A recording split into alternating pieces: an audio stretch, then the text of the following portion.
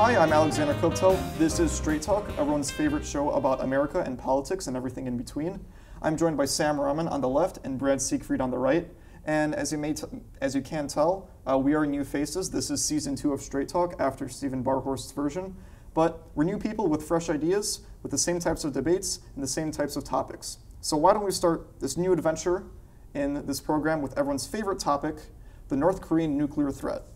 Now, hopefully, as you guys know, North Korea has been escalating their nuclear threats throughout this whole year. In January, they announced that they would be capable of producing ICBMs, which are military missiles that are able to reach the continental United States, which is rather frightening, I would think. In addition, they have actually tested the ICBMs in the waters around Japan and the East Sea, which again is rather frightening. In fact, Japan had to issue evacuations. And this has been met with various sanctions by the UN declared on April 20th. This has been met by actually a ban on import of Chinese coal, which is rather interesting because China is supposed to be like an ally of North Korea. So I think that's going to be a good point of discussion for you guys. In addition, this has been met by the United States by the presence of increased naval forces, including the USS Carl Vinson in the East Sea. And in addition, the implementation of the THAAD missile defense system in South Korea, which China does vehemently oppose. So we got a lot of stuff to talk about. It's kind of scary stuff. Brandt, why don't we start with you? Thank you. Obviously, North Korea is a top national security threat for not only the United States, but the entire East Asian region, perhaps the most important threat. And I think we should all agree that North Korea, first and foremost, should not be in possession of nuclear warheads or intercontinental ballistic missiles. These are tools that we have tried to control and limit to a certain amount of countries, and only in expanding that will only make the world less safe. We need to exhaust our diplomatic options, exercise diplomacy, international cooperation, but I do believe that when those options are no longer fruitful for us, we need to respond with military action if provoked by the North Koreans. Sam? Well, I agree with Brandt on a lot of different issues on this topic. One being exhausting all our diplomatic options, but where I draw the line is initiating military conflict, as that would lead to World War III being one of the most disastrous wars in probably human history, taking out a ton of countries involving all of Southeast Asia and the Western Hemisphere. I believe that sanctions through China would be the most prosperous course of action, but President Donald Trump's tweets calling Kim Jong-un the little rocket man are not helping, as they're antagonizing a very volatile leader who could break at any moment. Kim Jong-un is a power-hungry leader who wants to show his strength in front of the entire world, and I do not think he should be taken very lightly. Something that I would like to note, and I did mean to mention in my intro, Donald Trump has noted that he has told Secretary of State Rex Tillerson to not discuss with Kim Jong-un, saying that that is, what did he say, like a waste of time, I think. I guess that is something to note and something that does add to Sam's point. Brandt, what do you make of that? I think, well, first of all, I think Twitter diplomacy is, in general, not a good idea. Twitter was a huge tool during, the president's campaign, but I do believe that he should ease off the gas on that one. But I do believe, in general, that the United States is on the right path. I think, the United States has the largest military in the entire world, and in order for that to actually be a threat to another country, we need to flex the muscle sometime. And so I do believe that we are combining diplomatic options with military options, like moving our naval vessels to near North Korea puts pressure on them. I agree with Sam, though, that we should definitely pursue sanctions and all methods possible negotiating with the Chinese on those through the United Nations, working with other countries. I think that's the first step. But then again, we disagree on the military aspect. With moving troops closer to North Korea in our current bases in South Korea, this could lead in a really tricky territory, because while we do want to cooperate with China on sanctions and other plans to remove power from North Korea, moving our troops further in may antagonize the Chinese government as well, because they do not want to see North Korea fall completely, because that could lead into a power vacuum in which the U.S., with the closest troops in South Korea, if we do eventually overthrow North Korea, we would have a huge border with China, and they do not want to see that. Us having any closer military posts to the Chinese mainland may cause other unintended conflicts. I think that's a good point to note, that we may antagonize the Chinese with troop movements, but I think it's also important to realize that we have thousands of U.S. troops on the DMZ right now helping the South Koreans defend their border, and so it's not anything new to the region. But I also think the China issue is an interesting one, because the Chinese government said that if North Korea were to attack us without provocation, they would believe we are justified in war against North Korea. And so I do believe that the Chinese, while they do side with the North Koreans more often than not, I think they're very much interested in protecting their country.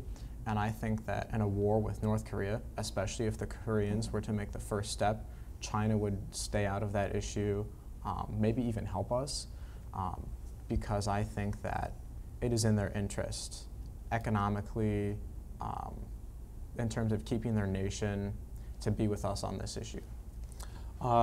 Yes, if North Korea was to start a conflict with China and the United States and others of our allies, I believe that we would come to a unilateral decision in deciding to overthrow North Korean dictator Kim Jong-un and disarming all ICBMs or nuclear weapons from the country. But I believe this country could be split as Berlin was after World War II, in which two allies who were very divisive on some issues, with the capitalists versus the communists. North Korea could be another instance of that, in which China and the U.S. would have to split domain of North Korea, which could enter further conflicts. I think what you're saying is absolutely correct, but the thing is, it already has. The DMZ has been the most hot, or it's been the hottest border in the world for over 50 years, since the Korean War. And the fact is, the Chinese have made North Korea their domain with communist rule. We and the rest of the free world have made South Korea our ally with a capitalist economy. And while I think, again, the Chinese issue is important, I think that this North Korea issue is going to come to boil over, and there's a right way and a wrong way to deal with it. I think a great example for us to follow for a war with North Korea would be the Gulf War. That happened back in the 1990s. President George H.W. Bush spoke with all of our allies, countries around the world, even countries that we're not even great allies with. But he took them, we went to the United Nations, we received approval from the Security Council to take action, we gave Iraq a deadline, they did not meet the deadline for getting out of Kuwait, and we took action. We completed the war in 3 days. I think that would be a very nice course of action, but with Kim Jong-un having his button on the trigger and having, as we've seen, a very bad temper in handling these kinds of situations, a rush into the North Korean mainland could cause missiles and nuclear warheads to be targeted at countries' main capitals, even including the United States, Los Angeles, Chicago, as we've seen they have the capabilities to do. I think we should take our time on this issue, and if we do get into a military conflict, we can't go rushing in like the Gulf War. I think an interesting point you made is that we need to take our time, but you also said that if we allow North Korea, or if North Korea has these weapons, which they do, they would be damaging to civilian populations, and I think those two ideas are contradictory. We can't give them time, and the rest of the world time, to work out the issue while also giving them time to further develop these weapons and make them more lethal.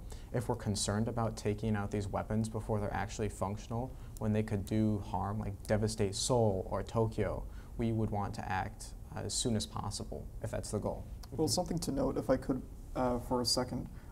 They've already done, I think, successful tests of nuclear missiles. I think they've tested the missiles, and I think they've at least claimed, although I'm not sure if it's been verified, that they already can put nuclear bombs on those ICBMs. So I mean, from my point of view, and maybe I am incorrect, it seems as though they've already developed those weapons. Or unless I'm incorrect, how do you I guess handle that in your argument? No, you're correct, but they're not as developed as other countries.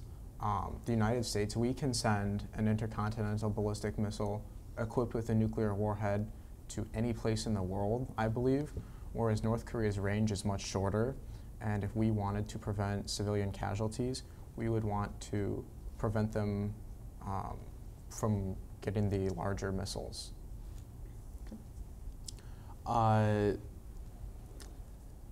In response to your argument that giving them more time would help them improve their missiles and be able to target different areas of the world that they cannot right now, I believe that if we are worried about them targeting major cities and cities they cannot reach yet, we should be building up our missile defense systems in our bases in South Korea and other allied nations around there to be able to deflect and destroy those missiles before they are able to hit their targets. So it would not matter how strong their missiles were or how capable they were of reaching certain cities. All that would matter is that we would be able to destroy them beforehand. So we have been discussing war for a bit, and I guess as a final question to you both for this topic, you guys have been discussing military and diplomatic options. So maybe you could shortly answer me. What is that breaking point between diplomacy and war? I guess. I would say it's bullets, to put it plainly. I think when you initiate war either obviously by declaring it, but when you use your military in direct conflict with them. You know, as you said, we have moved some of our naval vessels there. That's not war. That's just pressure we've been putting on the Koreans. War is when we actually directly confront them with our military assets. What I believe war is in this definition, as I believe we should not instigate it in this sense. So the breaking point for war for me would be if North Korea tries to push their boundaries and use their missiles or nuclear warheads as a bargaining chip for being able to take over certain territories or overstep their boundaries that they currently have over the threat of war. So, kind of a dark topic, not necessarily the best one, and I have a feeling we will be discussing this in later episodes. However, we do have to cut it there. We do have to take a break. So, good discussion, guys. Great first segment.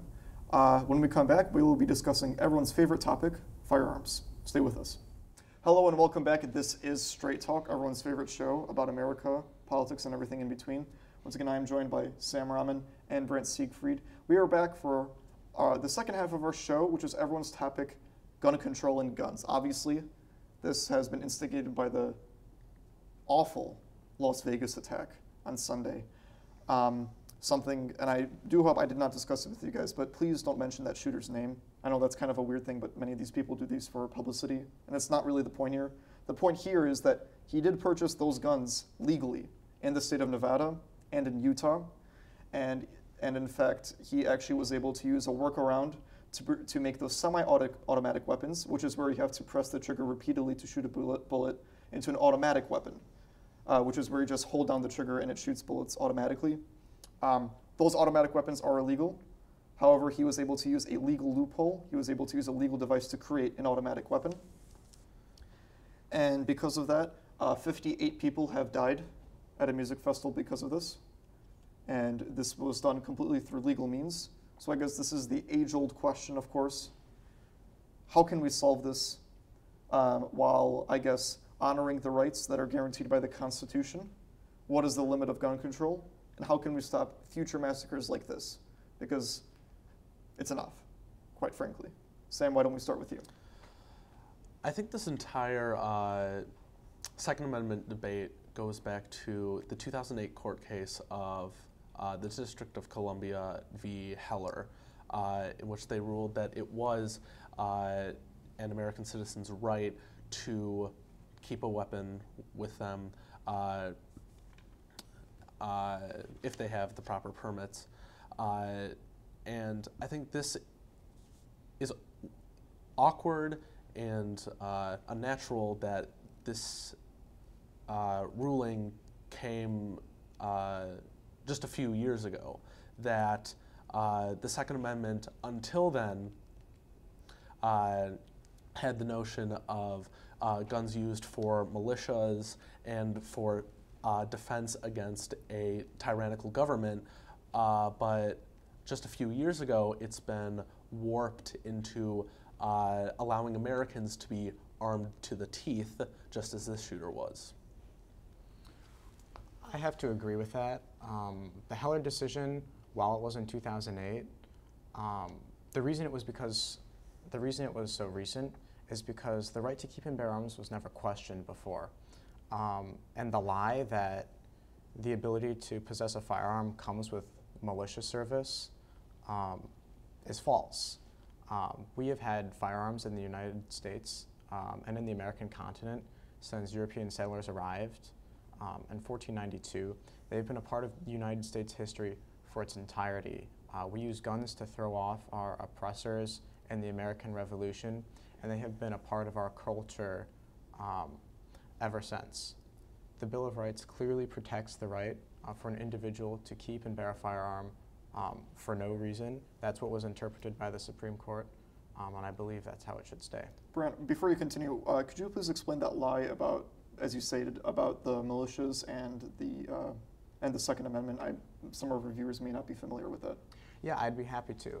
So the Second Amendment states that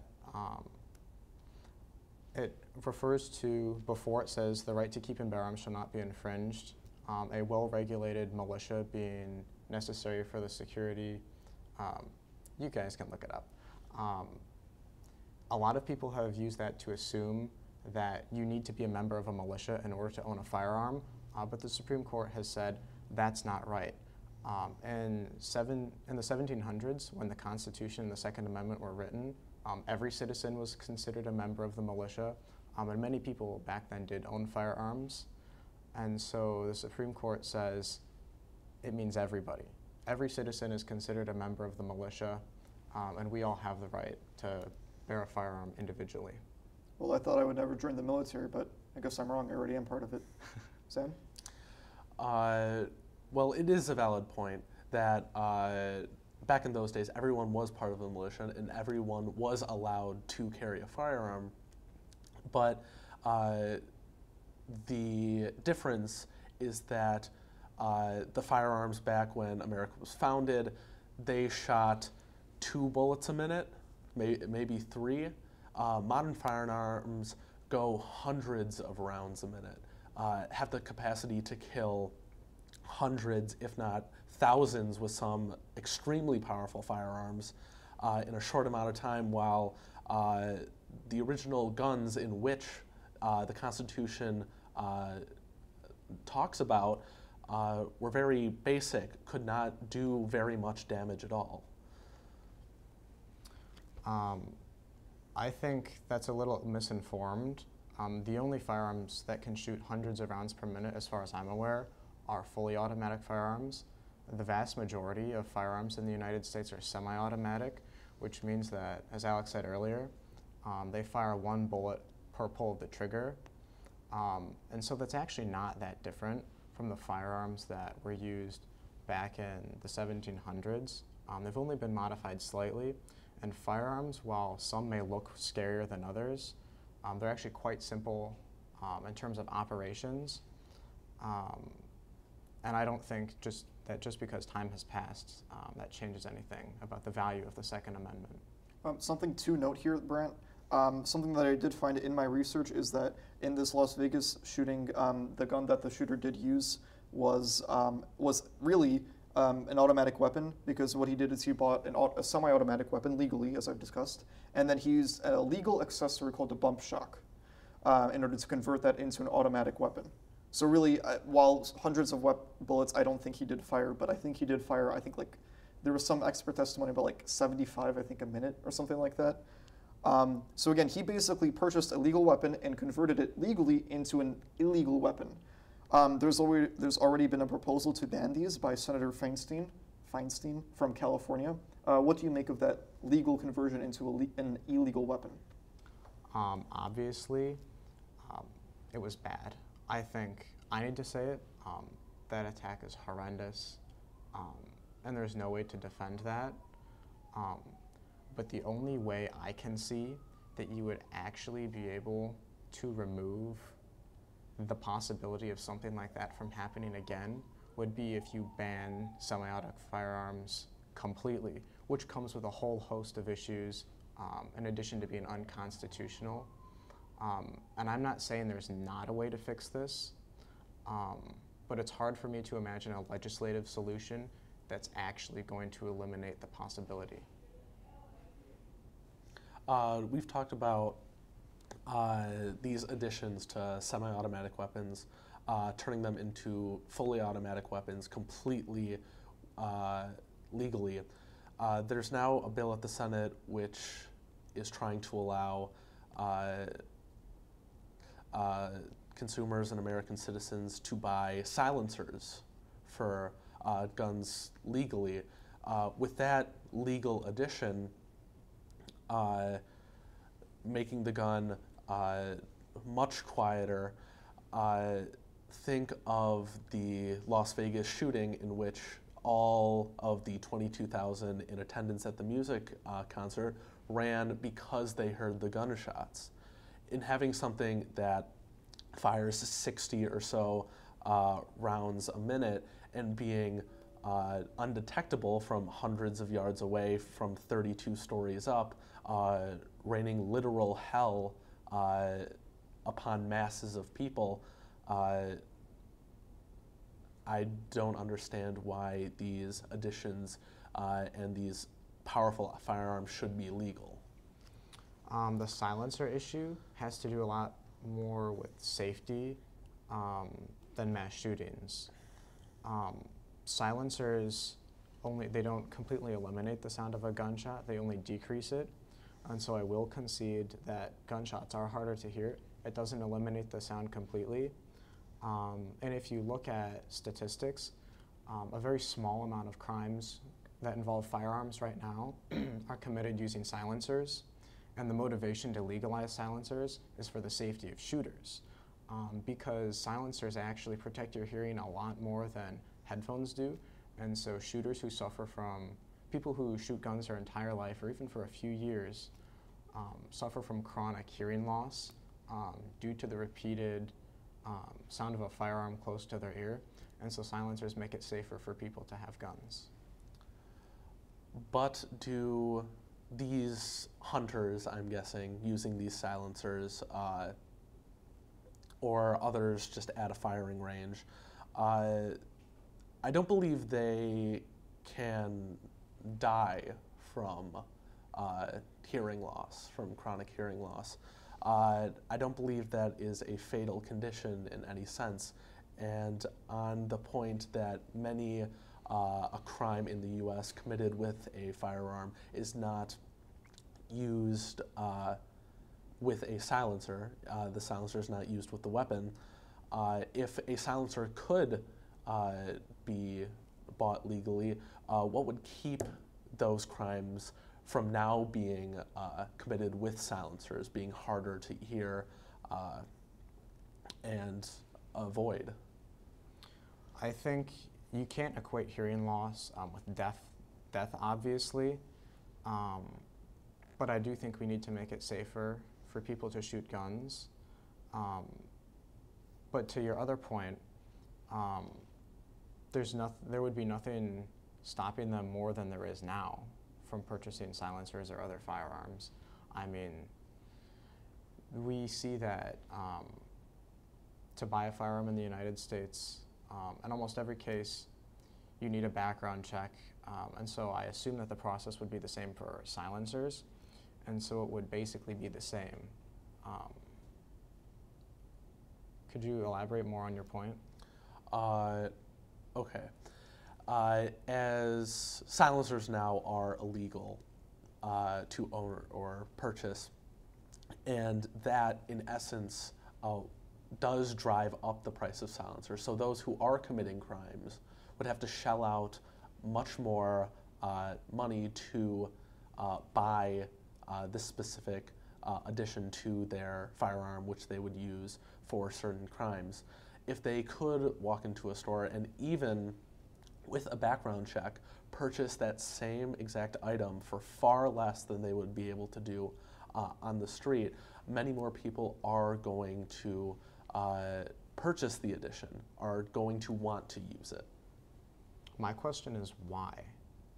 You know, people who are criminals and break the law, by definition, don't follow the law. And so I find it hard to believe that people who are wanting to commit crime would walk into a gun store and not only buy a silencer, but pass a background check on that. So that's actually brings up a great segue, Brandt, into the final part of our segment. Something that I have read, some research that I've done, is kind of the varying measure of gun control that we do actually need. For example, in Switzerland, every man is part of the military, so therefore every man has a gun. You don't hear of mass shootings in Switzerland. In fact, there are more suicides than murders in Switzerland.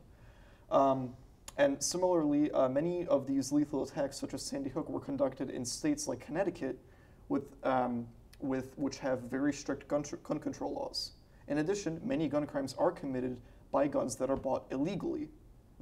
This doesn't include the recent massacres that we've been discussing, but that is a point of issue. So maybe the final question I'd like for you guys to answer shortly is, what is the right amount of gun control? What would be the ideal solution for you guys? Sam, why don't we start with you? First, starting with lighter guns, such as pistols, I believe those are fine. You can keep that portion of the Second Amendment. Pistols are not used in mass shootings. On the other hand, as we get up the food chain into rifles, semi-automatic, fully automatic, the rifles that are legal now, I believe we should minimize the clip in which bullets can be held in the gun with about maybe half the amount of shots they can hold now, maybe 6 or 8 if we're going to an extreme. So it wouldn't be that much of an inconvenience for gun owners wanting to shoot guns in ranges, as they would simply just have to reload another clip. Brandt? I'd like to first touch on your first point, Alex, about Switzerland. In general, I do believe that more guns equal less crime. A 2007 study done at Harvard University says that while American gun ownership is quite high, many other developed nations, and it lists some European countries, have high rates of gun ownership. These countries, however, have murder rates as low or lower than many developed nations in which gun ownership is much rarer.